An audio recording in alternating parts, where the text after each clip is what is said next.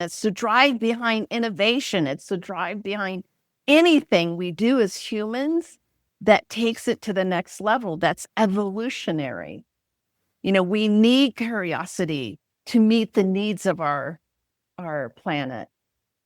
So I think what I stand for is to stop killing it in young children, to stop denying the drive and instead support it. We have classrooms globally that are absolutely stifling the very thing children need most. And I think it's because it's easier to control and dominate and tell children, it's easier for the machine to process them. It takes something to be a present, fully alive educator in the classroom that's not checked out. Hello and welcome to Blooming Curious, a podcast dedicated to reimagining early childhood education through the power of curiosity. We explore the strategies that inspire a lifelong love for learning in children. So if you're an educator or a curious parent looking for creative, meaningful ways to engage children and move beyond the talk and chalk traditional classroom approach, then this is the podcast for you.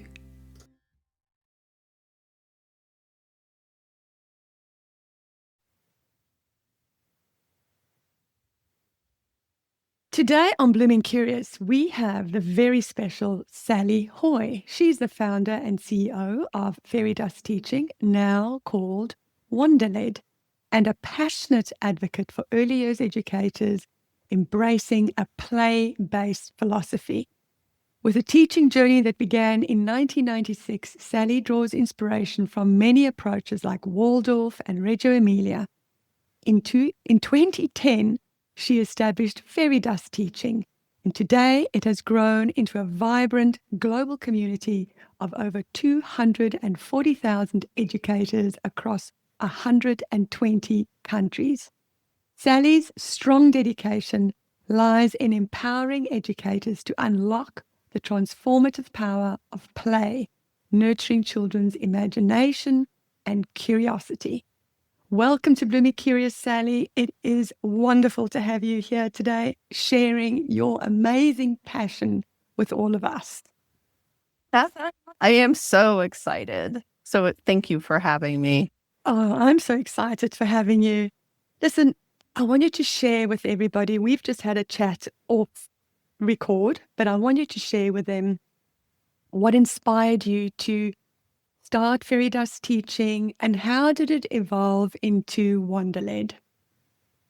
Yeah, so I started Fairy Dust Teaching really as a passionate stand for children globally out of my own struggles when I was a child. And then my son had similar struggles.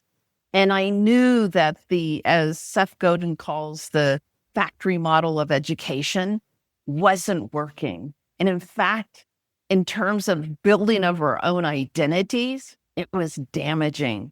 So, I began to just do a little bit online and I was blown away. I have to tell you, I started like 6 different blogs just trying to find my way, and finally hit with Fairy Dust Teaching.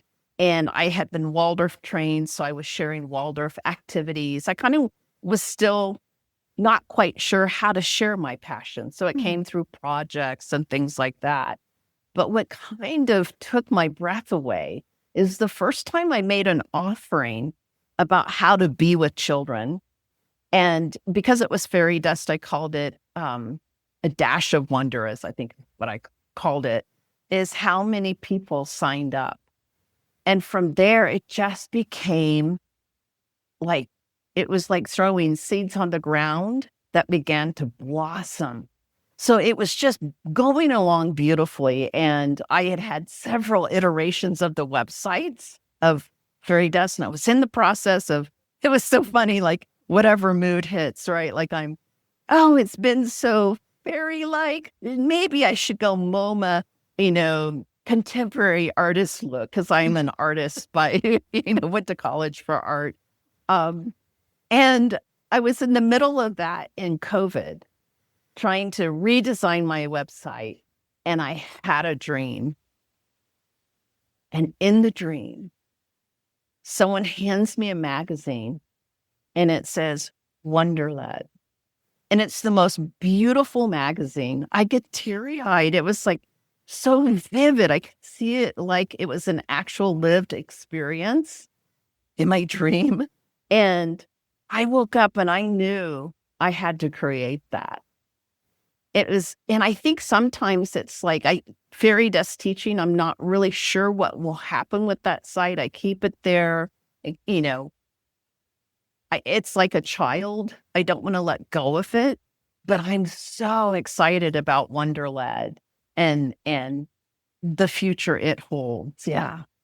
Yeah. So you didn't just decide just to change the name like I have. You just changed the name, kept the site and let it grow and evolve, but just changed the name. You decided to keep both. Yeah. A lot of work.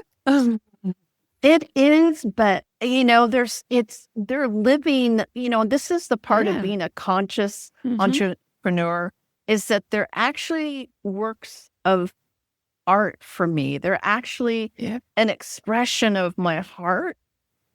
And I can't kill that. I can't take it away and say it wasn't there. I need to, I know one day I'll wake up from another dream. I don't know, something, or someone will say something, because again, I'm a creative first and foremost. I paint, I draw, I write. And I know that work of art will have its purpose, but it's a living thing to me because it still serves people. Exactly. And it is beautiful. I dabble all around there very often, and it is just such a beautiful place. So absolutely. Keep them both, Sally. Just keep them both until you have another dream.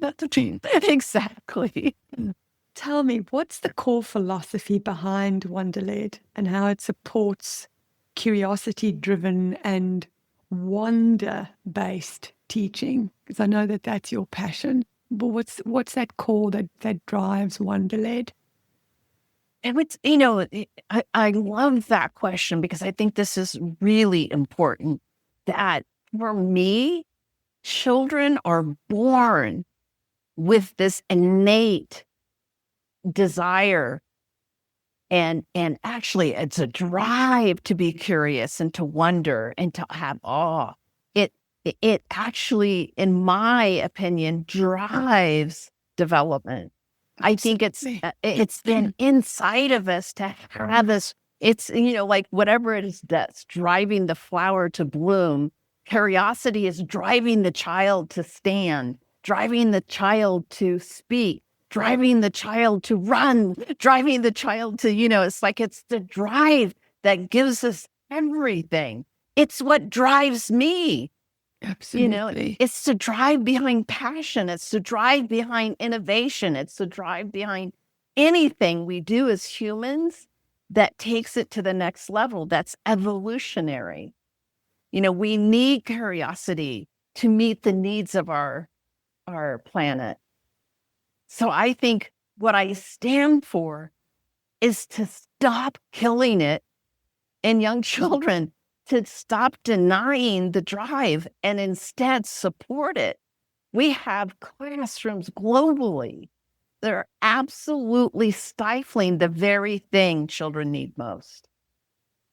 And I think it's because it's easier to control and dominate and tell children, it's easier for the machine to process them, It takes something to be a present, fully alive educator in the classroom that's not checked out. I've just suddenly had this wave of sadness wash over me as you spoke those words. Yeah. How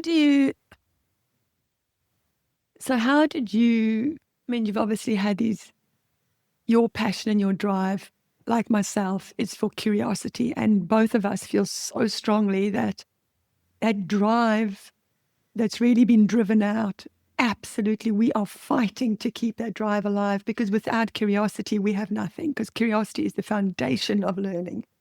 You know, just yesterday, I was thinking to myself, and we were talking about this earlier. Children now have this access to technology. But the great minds today, the great creators, the great problem solvers today did not have technology when they were growing up. They were readers and creators and problem solvers, and probably pushed boundaries and read ferociously and worked with their hands and explored and tried out their little thoughts and ideas. But they did not have technology. They were driven by play and exploration in the real world. And so I want to ask you is, how did this play-led learning become your cornerstone approach? Was it just this desirable, this undying fire in you that you wanted this for children? What made you decide this is it, this is what I'm going to follow? Think, I had a lot of different experiences as an educator, everything from private education to a government funded, establishment to public school. And when I was in kindergarten, they hired me in as a kindergarten teacher. I was hired to teach the children to read and all those academic things, right? And I was curious. I had been primarily play-based. I had a curiosity. What would it be like to be in a highly academic setting? The team that I went on to with were very much academic, but beautiful human beings. So I walked into a climate of love, which is really important. Who, when they saw me doing all of my things that were different than what they were doing, they'd say, "You're so cute." Like they they were accepting, and I, forever grateful. But what I saw when I implemented some of the academic things was the light go out in the children's eyes. And I began to see, you know, what is this? At 5 years old, there's this shutting down. Another child was this one little boy, still just, again, those lived moments that change you internally. This little boy was in my first kindergarten class, and he had been in foster homes and had been through trauma. And we were in, it was my first year, so I was taking them through a process. They were wanting us to do handwriting. So instead, I was doing a guided drawing. I just felt like handwriting was too soon, too much, too quick. What can I do? I'd always look, what can I do that fulfills the requirement, but isn't quite so inappropriate? Like always balancing that. And even that, because I would say everyone's drawing is going to be different. It's meant to be different. And we don't want to look like the others, like really trying to set them up. And he broke down sobbing, saying, I can't do this. And I was like, why does he have to do it? What is it about being 5 that he cannot just follow his own curiosities, his own interest at this point? And I began to really work at bringing in open play, because I think the hard pill to swallow as an educator is that this is not just a child saying, I can't do it. This is the formation of his identity as a learner. This is his self-concept. This is who he sees himself as. And at this age, so tender, shouldn't he be in an environment where what he experiences is the joy of learning? But instead, the system, even adapted and accommodated, it's still being, you have to do what I'm doing. Gosh, Sally, you're saying such powerful things. My goodness. And so I feel for schools and educators because there are people like you and I who see things this way, right? And Mhm. perhaps there are those of us that aren't scared to take on that challenge, but we're still, and educators are still bound by curriculum demands, right? They're Yeah. still bound by curriculum demands, and not everybody perhaps has or is fortunate enough like us to just say, okay, we're starting our own website and we're going to do our own thing for educators and children. So how can educators then in the classroom that don't have the choice perhaps Mhm. of leaving, how are they going to balance this play-led teaching with curriculum demands? What do we Well, say to when them? yeah, so I'm gonna say, which I never thought I'd say, but COVID changed my perspective. Like, COVID was like a tuning fork to me that went, boom. You know what? What matters most is relationship. So I think no matter what, play-based, traditional-based, Montessori, academic, Reggio, whoever you are, the tuning fork is saying you've got to be related to the individual in front of you. You have to be tuned in. You have to start there because without being in relationship with the child, how can you possibly support them? So I'm really almost relationship based first, play based second. Yeah. And I think the what we're seeing in the classroom demands this. I think we have to look at their needs. If a child is breaking down, not self-regulating, then we have to take on being curious. The educator's the first curious one in the room, right? Our curiosity allows us to, instead of react, reflect. What can I do to help this child? I mean, I know classrooms around the world right now are like teachers who've been in the room for 30 years are saying it's never been like Be this. like this. Never. Absolutely. And so I think it's calling for us to recalibrate. I don't want to sit on my ideals in the face of the call of the children. I'm here in service of the children, period. And I'm just thinking now as well, of course, you're absolutely 100% correct with this. But I'm also now thinking, do you know what else has increased?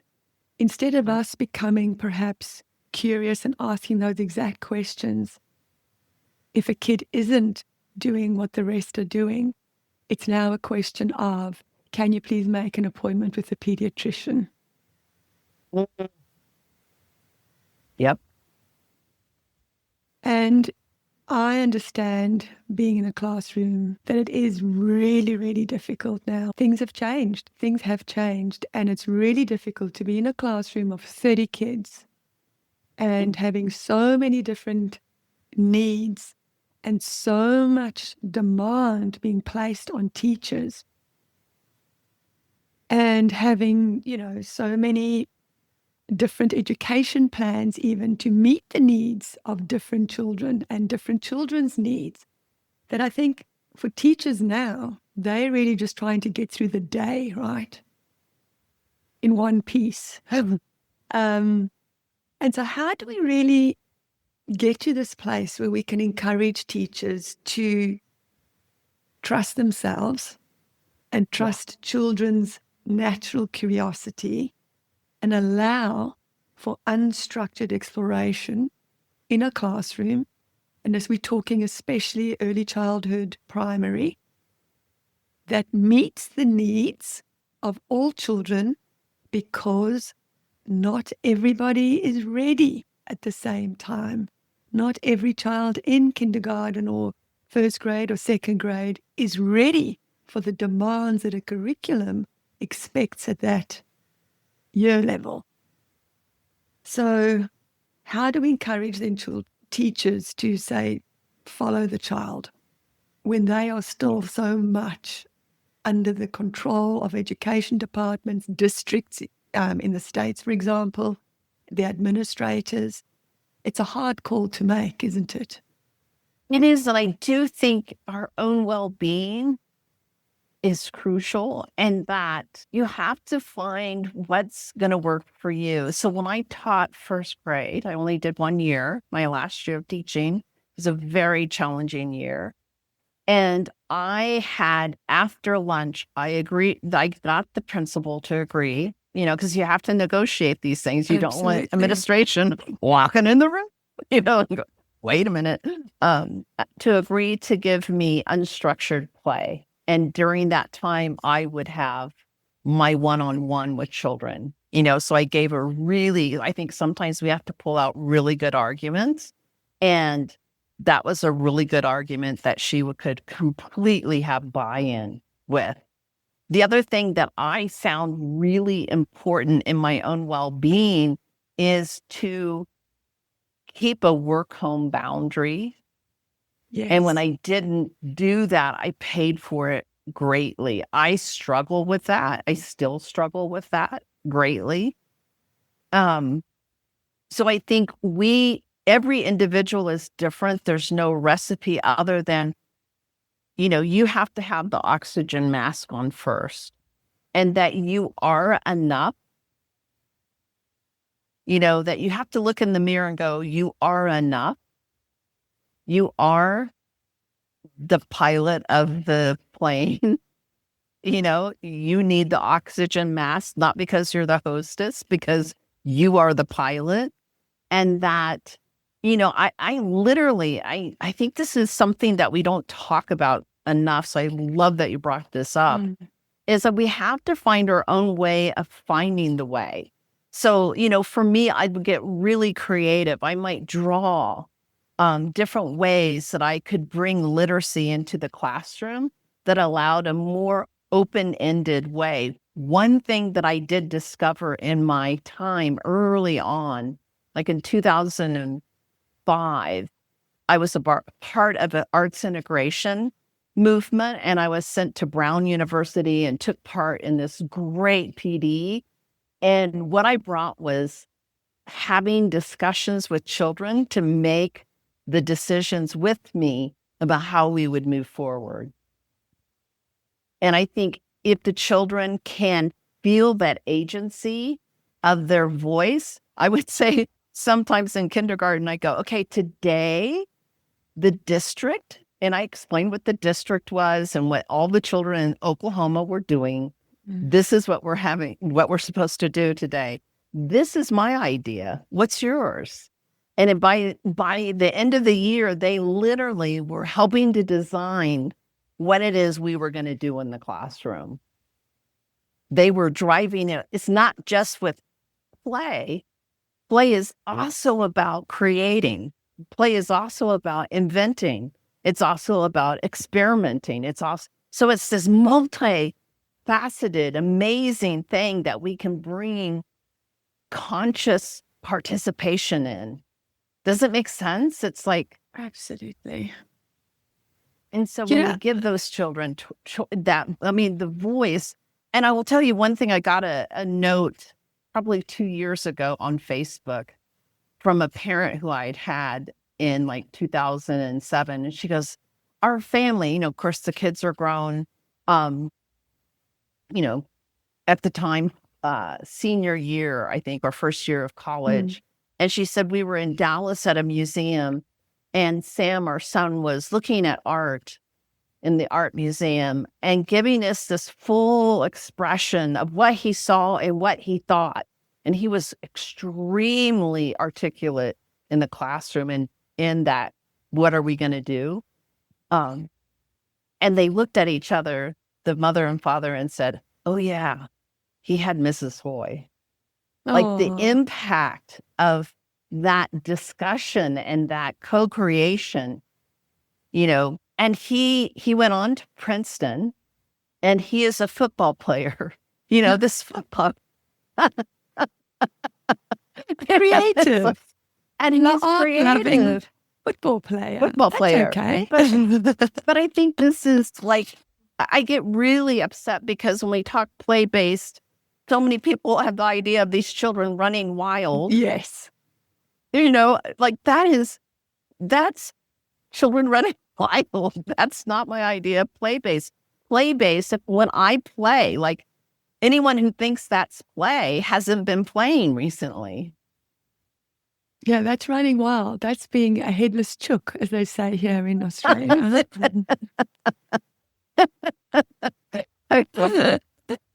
Sally, do you know what? While you were talking about children having agency, having that bit of choice, right? And it immediately made me think of one of the problems we have, and I hear so many educators talk about it, and I've been, looking on Facebook groups and in subreddit groups.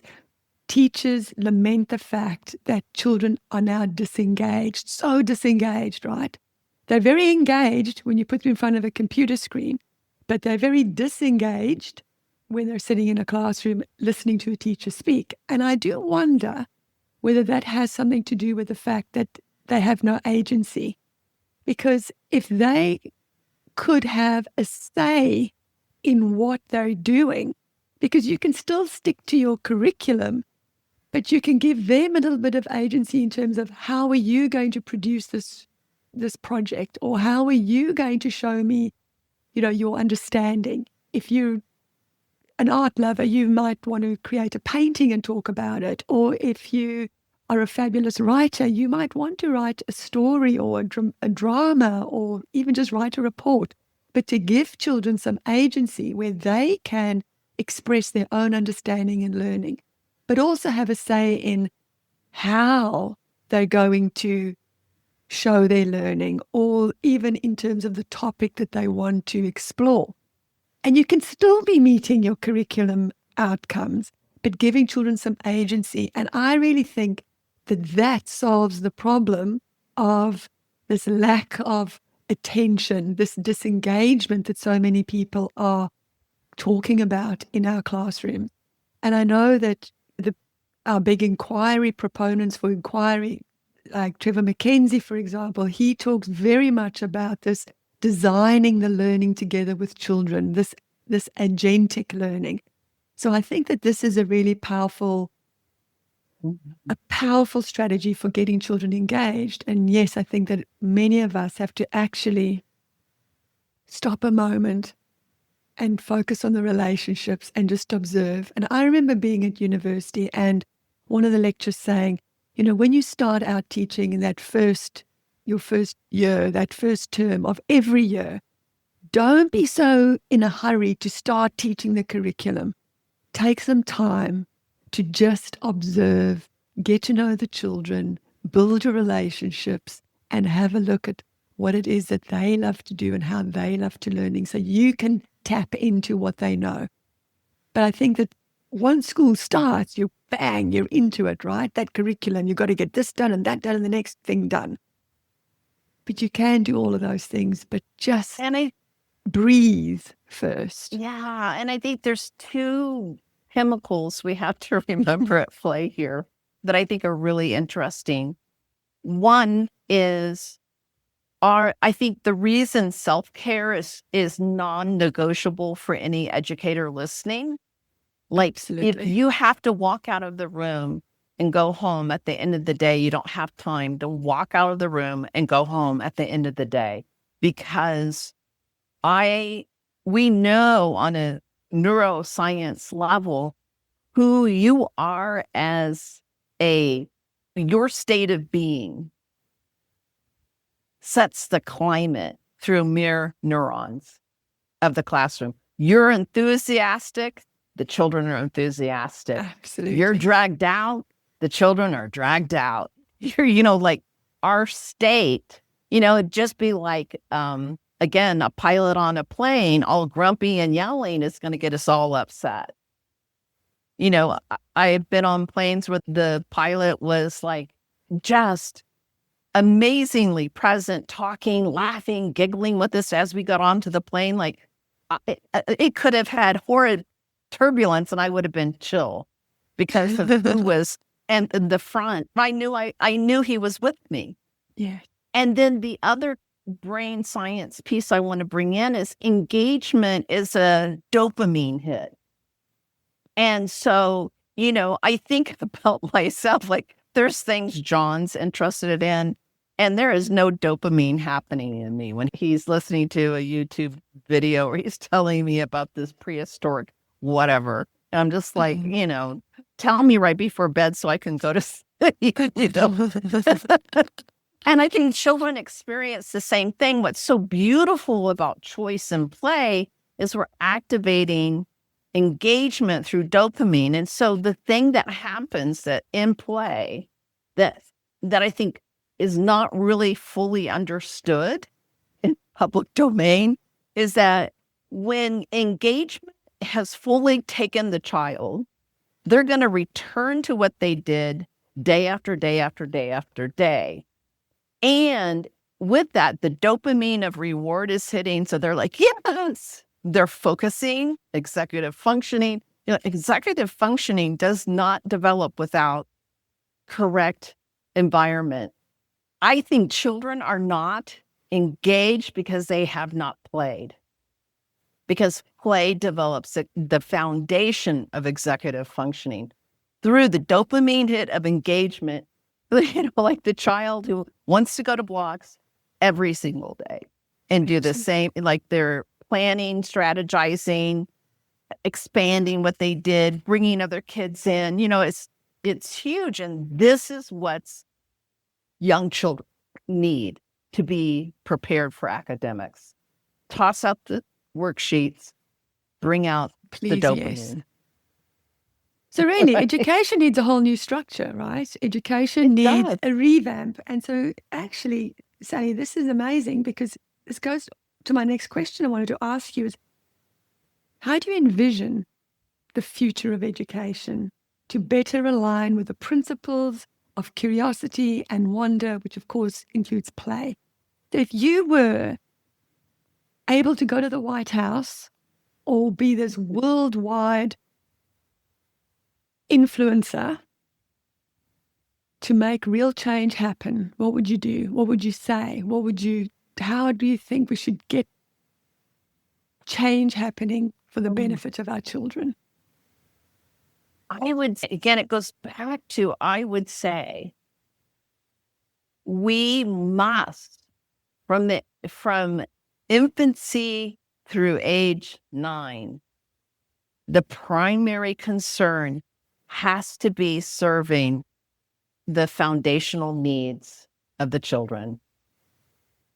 The need for certainty, that they have certainty about the care and well-being of their own being in the classroom, that they know they have an educator that cares, who's going to serve their needs. Do you know a little girl who comes to the Hummingbird Cottage, my little play space?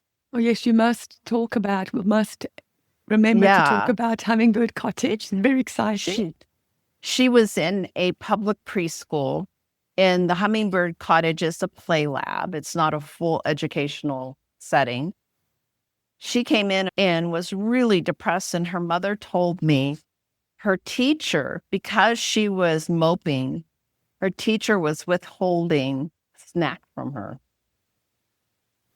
To me, this is grounds for being fired. You do not play with food. It's like this, like that is messing with her sense of certainty that her needs will be met. The need of significance, to know that you matter, that if you fall on the floor crying, that you're not viewed as someone who's trying to manipulate the teacher. Rather, you're viewed as you're doing the best you can to regulate, and right now you're trying to see if I care. It's like, or you're crying. I mean, you have to figure out what the message is, right? That's whole Maslow's hierarchy of needs, right? It is. And I think that until we put this in place, what we're actually having in the US, we had another school shooting today. No, I haven't seen it. Yes, a female. high school student. And again, it goes back to, I would say, those students who have taken those horrific actions did not get their needs met at home or at school, and they're taking it out. And so I think that it's a crisis of humanity that until we say the identity and the joy of children matters first, and we know the thing that we know is when we deal with those foundational needs, as Maslow said, then another way we put it is if you look at the three brains, survival, the mammalian brain, and the neocortex, survival, you're born with it. Baby screams for food, screams for diaper to be changed. We're driven for survival. The limbic system, the second brain, is where early childhood is at. Children not regulated, guess what? Normal. That's our work. Children fighting, normal. Our work is to teach conflict resolution. Children not knowing what to do, what we're doing is supporting them, helping them make choice. Like that whole limbic system, children do not have access to the neocortex until they have regulation. What person do you know who's dysregulated, who has access to thinking? No, no one. No. It just sparked a little memory in me. I think I wrote a blog post about it a while back. It was about looking at really violent perpetrators. And there was a scientist who, and I can't remember the details, sorry, that's my menopausal brain. But it's somewhere in a blog post. I'll find it and put a link so that people can actually read it. Nice. But there was a researcher who then went and researched these very violent perpetrators. And he actually discovered that none of them played in their childhood. They were deprived of play. Was it Stuart Brown? Actually, thank you. I think that reminds Stuart me. Brown, massively important. Absolutely, yes. They were deprived of play in childhood and therefore became violent perpetrators. I mean, I know that sounds very simplistic, but it was a common thread across all of them, wasn't it? So what this study said that as he interviewed and looked at, what was the common, like you said, thread, is that they had come from a home of trauma. Yeah. And two, they had not played. Yeah. Those two things. And I think that's just shocking. It's like, but I think if you really get into the brain science of play, which most teachers don't have time to do, which is why I love what I do. I get to break things down for people. Is that play is literally our innate drive to develop. It's, we can delight in infants and toddlers as the infant goes to it's being driven by play to crawl, to stand, to reach, to grab. We're like, yay, we want them to come on. But the minute children get articulate, they start speaking, they start holding crayons, we want to take it and strip it of the innate drive and put in our our idea of what academic is. So I think if we could see that it's not just the academic part really is the least of my concerns. Because children will learn. They will learn. My son did not read until third grade. He graduated in the top of his class. There's signs that tell us if a child, it's normal to start reading from anywhere of age 3 to age 12. And I do not understand, because really, if we want to give childhood back to children, to get them back to being happy, really, and curious, we need to delay formal learning. I was lucky enough, when I was growing up in South Africa, my very first year of formal education, then it was called grade 1, which is now kindergarten, was the year that I turned 7. I was 6 going to school. My birthday's in August. I turned 7 in that first year. I was ready. And I did not come from a family where my parents pushed me to read and write and do all these things. We just played. I played, I drew, I loved drawing. There were books in the house. I loved reading about animals and nature, but we just went fishing and played. There was none of this. Oh my gosh, I've got to get you ready for school. I still remember I went to a convent then. The nuns were our teachers, right? And they used to give us these little cards home for homework. Didn't have lines on. We weren't expected to write our little letters in dotted thirds. It was a blank card on how we then practiced shaping letters. I was 7. And am I behind? I mean, literally. And I do remember reading came easy to me. Writing came easy to me. I was ready. And I remember them going to my mum saying, we need to accelerate. And my mum said, no. I don't know what would have happened if they did or what, but I wasn't accelerated and life was fine, But I started at 7. It's the same thing with now technology. We're saying, well, if we don't give kids these one-on-one iPads, if we don't get them learning about technology really, really early and they're going to miss the boat because, our whole world is technology. Have you seen a young child, how quickly they learn? They don't even need instructions. They take that iPad and within a half an hour, they have figured out exactly how to use it. You do not need to tell them. So to take that and to delay that, I don't believe is going to do any harm at all. In fact, I think it's the opposite. I think it will do them more good than harm. So this whole thing about we've got to start them early, I don't think it's for anyone's benefit, except governments who want to, this is now going to cause a hoo-ha, except governments who want to get parents working so that they can pay tax. That's what I think.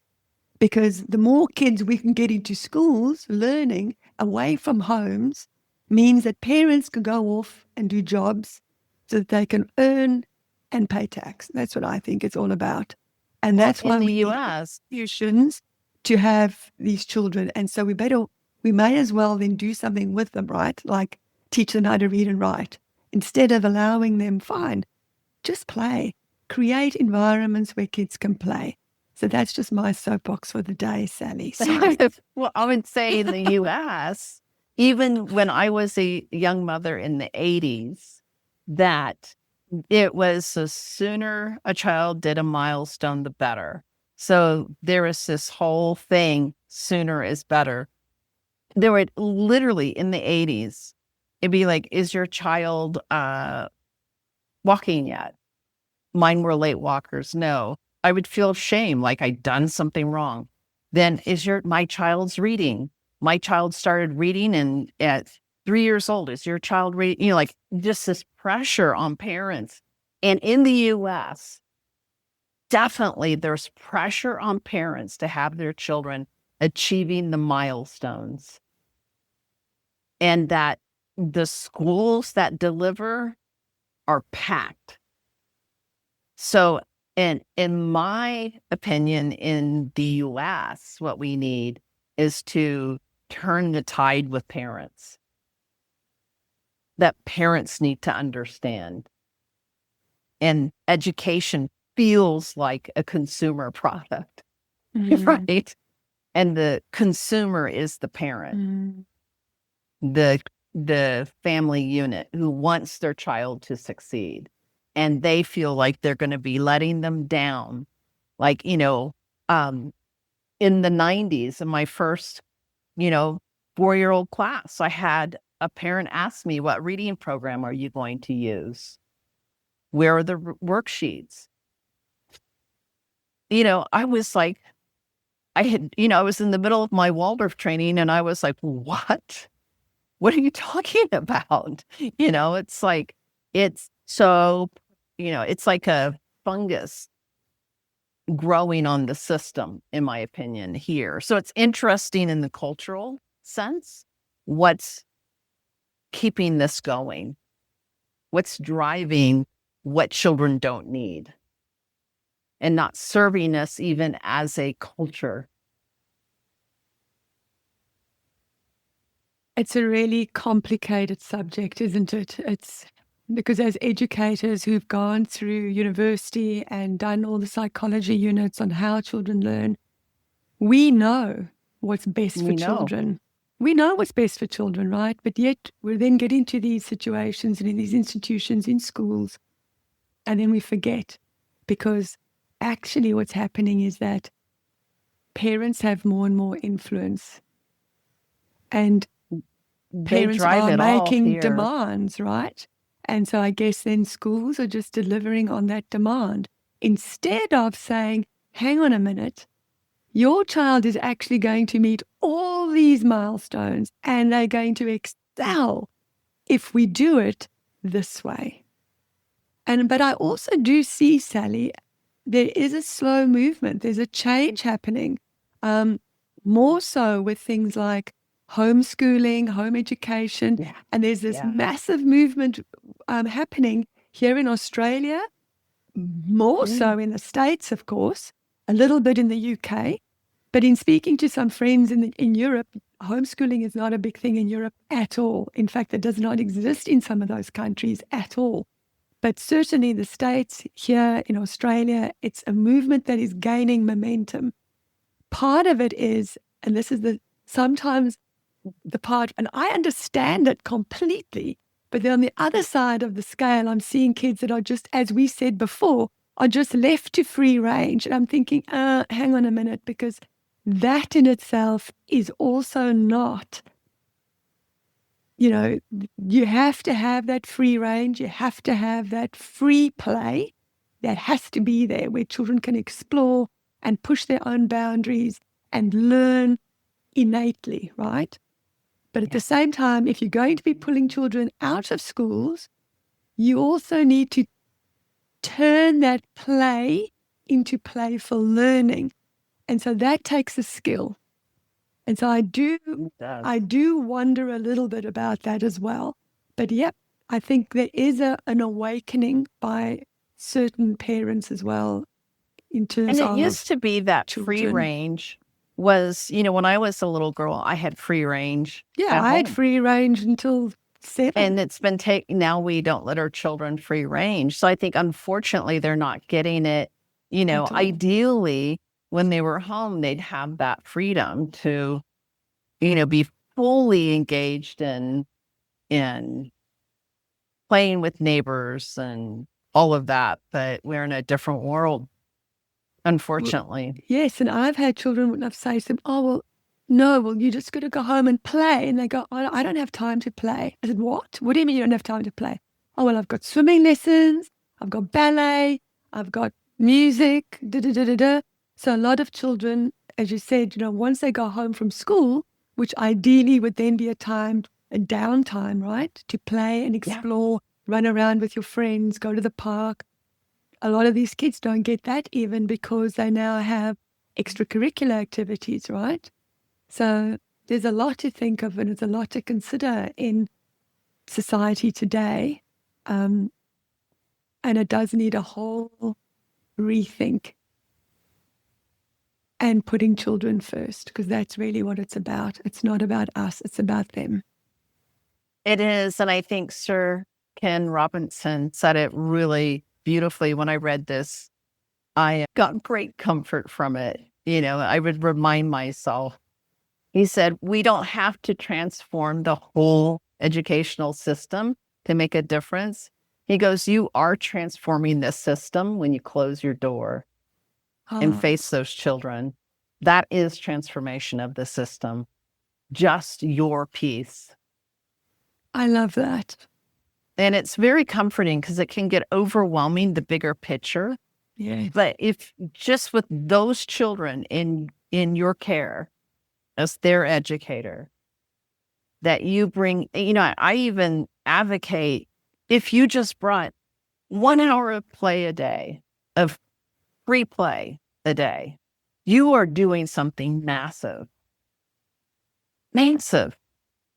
I am going to champion you because you are doing something that, millions of children are not getting in the classroom at 5, 6, 7, 8, 9 years old. And And children at 8, 9 need it too. yes. And as you said earlier as well, if you're that teacher who is really committed to children and their needs, and as you said earlier, if you just go to your administration and say, look, this is what I'm doing, this is what the research says, this is what I know, and this is what we know is best practice for children. And I am going to be there and I will facilitate and observe, because so many times now, I know here in Australia, they're very strict in terms of contact hours. So you could easily, that is contact hours. I'm going to allow them to play, but I will observe and do my observations and facilitate and have my provocations and my invitations out and see how children learn with that. So there are ways around the system, you just have to be, first of all, you really just must want it badly enough. That's and then it. Secondly, you really just, if you really want it badly enough and you believe in it enough, you'll make it happen. You can make those small changes. I really believe that. You just have to push that. I never had an administrator turn me down. Not one. Because I gave the evidence. And I think that's the key point that you mentioned, is that do your research. I had a supervisor in a 3-year-old classroom come by and say, we have to label everything. It's a mandate. Every single thing in the classroom. We're talking like 300 little labels up on doorknob, door, cubby, window. And I had what I called the red notebook, and I pulled it out, opened it up, and I said, and here is evidence and research done that visual noise can increase behaviors and blah, blah, blah, blah, blah. And I said, it needs to be here's another one. It needs to be meaningful. So I'll label what's meaningful, but I'm not going to label the room. And she says, check, you're fine. Yeah. She knew, okay, she understands what's it's about. She's going to manage it. I'm okay. I love that, Sally, having a red folder with all the research in it. Oh, always at my fingertips. And here it is. It's like, well, and the other thing that I would say I think is really important, not meet the teacher at back to school night with the parents. I always educated them on the brain research. And I would warn them. And I never had a complaint in 20 plus years. Nobody complained about me. So, where there's a will, there's a way. Absolutely. Yeah, but I believe that. Where there's a will, there's a way. You just want to, you have to want it. And then you will get it. Yep. Sally, you've mentioned a lot of examples already in your career that you've seen the transformative power of play. Do you have any upcoming projects at Wunderled that you are particularly excited to share with us today?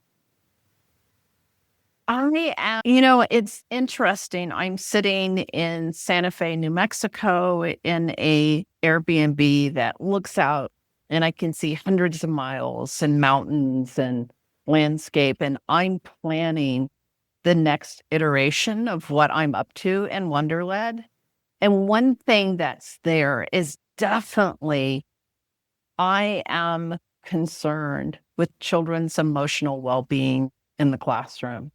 And because of the heightened dysregulation, and I'm just going to say, I have been there. It's overwhelming. As an educator, it can feel like you're going underwater and you can't breathe. I had a classroom one time that literally every night I would go home and cry for an hour. And then at that time, I would look for a new job because I'm like, do I really have to go back? Don't make me go back. It's like, this is, I'm trying to regulate myself and I have 6 children who are, I'm not an octopus and I didn't have the help. It was just me and 28 children. And so I think we have to start looking at the reality and giving teachers real knowledge of the limbic system in early childhood, and how do we address that in the classroom so that we can actually have children follow their own interest. Otherwise, we're just putting out fires. We're surviving the day, and it's not necessary. You don't have to survive the day, but it takes the knowledge of how do you reach children who seem unreachable. And there's so many of them now in our classrooms. Teachers are There really are, and I think juggling that. It's quite frightening. And yeah, you're right. I remember days sitting in my car in the parking lot doing deep breathing and thinking, okay, what is today going to bring? It is very, very real. I Very think real. if we could if I could say anything to the president back to that, I would say we need smaller classrooms so teachers can actually address the real needs in the room so that children can actually grow and learn. But I do think we're in crisis. And I literally follow the educator's lead with my business. It's not about what I want to do. It's about what their need is and how can I Exactly. fulfill that. And Yeah. so, I'll always have offerings on play-based education, but I want to have the educator out there who doesn't know if they can survive another year. I want to give them the toolkit that they're like, oh, this is where I belong. Amazing. This And is that's exactly what they need, Sally. So on everybody's behalf, I say thank you for that. And also yeah. thank you for all the amazing work that you do with Wunderled on your website and just everywhere where I see you, your summits that you have every year, which is where I initially found you. So I'll definitely put all your links to your website, which has got loads of courses on there that educators can do, so that we all know exactly where to find you. And I really urge everybody listening to go and follow those links and go and check out Sally's website and her offerings, because they're there to help you. And they're amazing because ultimately all the help that we get directly impacts the children that we teach. And ultimately that's what it's all about.